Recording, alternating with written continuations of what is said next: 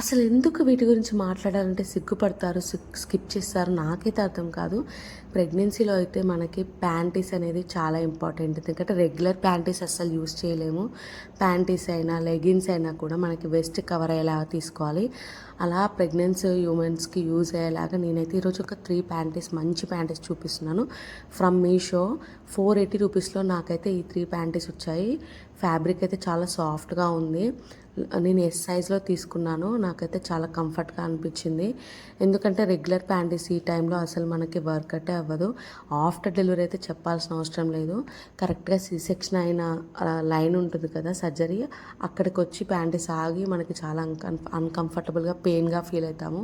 So ఎవరైతే pregnancy women's ఉన్నారో వాళ్ళైతే ఇది ఖచ్చితంగా తీసుకోండి. మీకైతే చాలా బాగా యూజ్ అవుతుంది. చూసారు కదా ఎంత బాగుందో ఫ్యాబ్రిక్ కూడా. సో ఎవరికి కావాలన్నా లింక్ అని కామెంట్ చేయండి. ఖచ్చితంగా మీకు డైరెక్ట్గా లింక్ వచ్చేస్తుంది.